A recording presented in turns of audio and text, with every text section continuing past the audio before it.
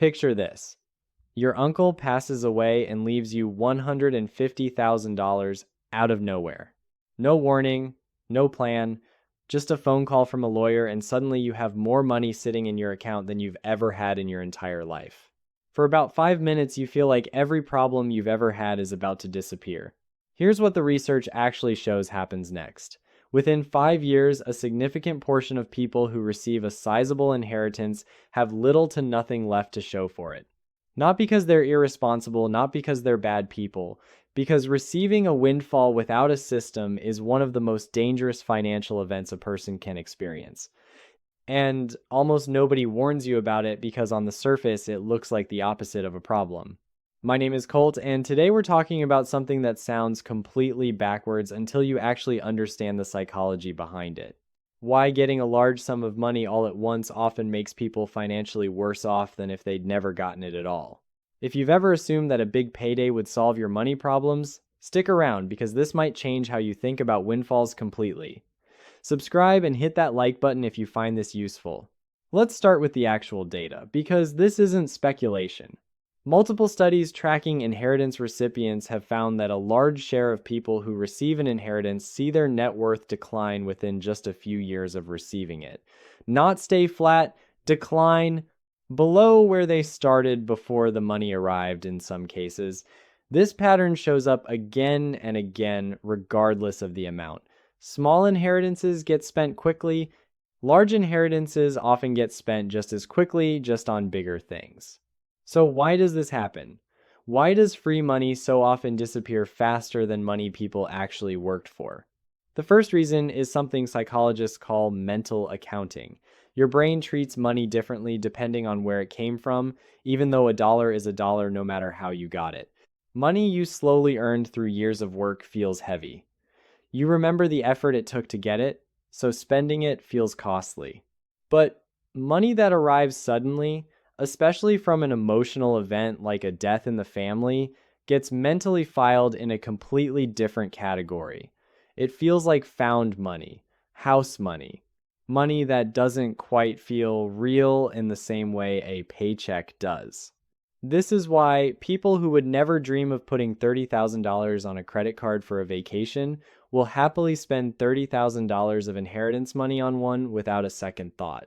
The money is identical. The psychological weight attached to it is completely different. The second reason is even more dangerous, and it's almost never talked about. Sudden money arrives without the habits required to manage it. Think about how wealth normally gets built. Slowly. Through years of saving, budgeting, learning to delay gratification, learning what your actual expenses are, learning to say no to things you want. By the time someone has genuinely built $150,000 through their own effort, they've spent years developing the exact skill set required to protect and grow that money. Someone who receives $150,000 overnight has none of that. They have the exact same bank balance as someone who spent a decade building disciplined financial habits, but they have zero of the underlying skills that actually protect money long term. It's like handing someone the keys to a Formula One car because they happen to win it in a raffle. The car is identical to the one a professional driver trained for years to handle. The outcome is not going to be identical. The third reason is social pressure, and this one is brutal because most people never see it coming. The moment people find out you received an inheritance, the requests start. Family members who suddenly need help. Friends with business ideas looking for an investor. Distant relatives reconnecting after years of silence.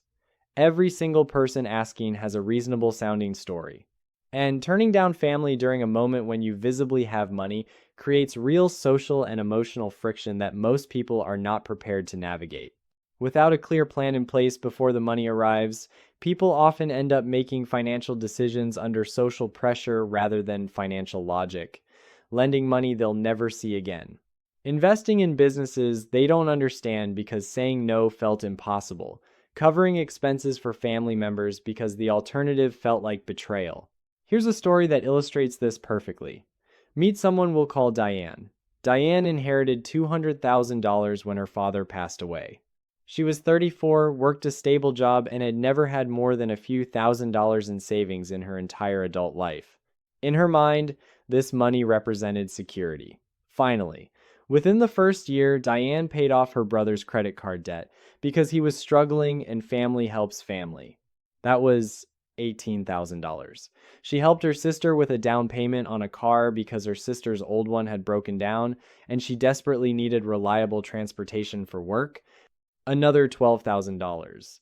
She invested $40,000 into a friend's restaurant concept because the friend was passionate and convincing, and Diane wanted to support someone she cared about. She took the trip of a lifetime with her husband, the honeymoon they never had, because her father would have wanted her to actually enjoy some of it. That was $15,000. She upgraded her home with a renovation she'd been wanting for years now that she finally could afford it. $35,000. Add that up. $120,000 gone within the first 18 months.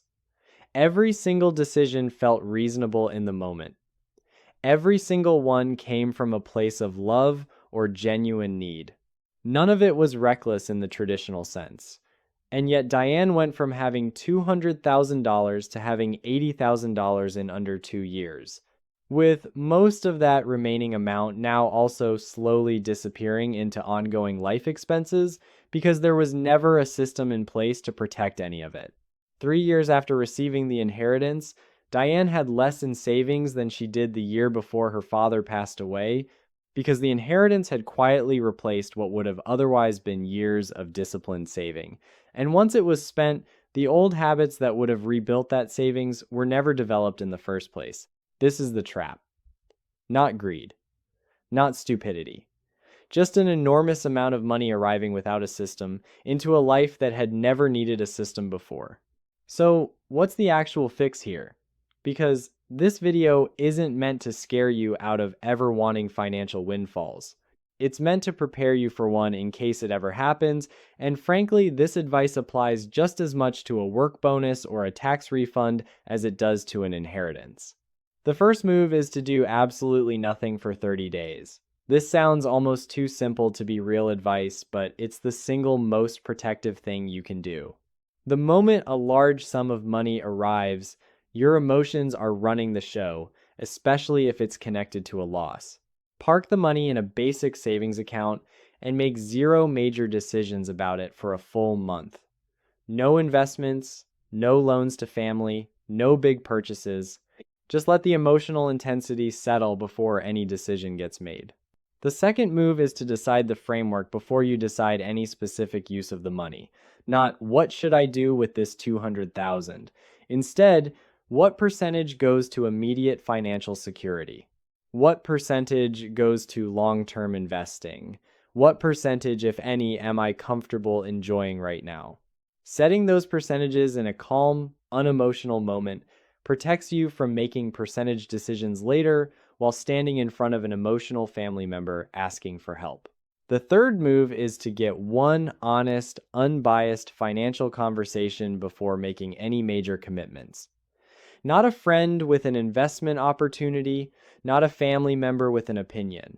A fee-based financial advisor who has zero stake in what you decide to do with the money. Many people skip this step because they assume they already understand money well enough. But windfalls are a fundamentally different problem than regular income, and the decisions made in the first year often determine the outcome for the next 20. The fourth move, and this is the one that protects relationships as much as it protects money, is to decide your boundaries with family before anyone asks for anything. Decide in advance what you're willing to do and what you're not. Having that boundary already decided removes the emotional pressure of deciding in the moment, in front of someone you love, while they're asking for help. Here's the real lesson underneath all of this. Money doesn't change people. It reveals the systems, or lack of systems, that were already there. Someone with strong financial habits who receives an inheritance tends to grow it.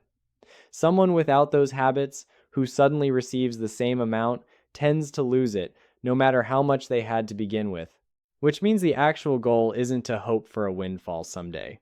The actual goal is to build the habits now, with whatever money you currently have, so that if a windfall ever does arrive, you already have the system in place to protect it instead of being swept away by it. If this changed how you think about sudden money, subscribe because we break down exactly this kind of thing every single week.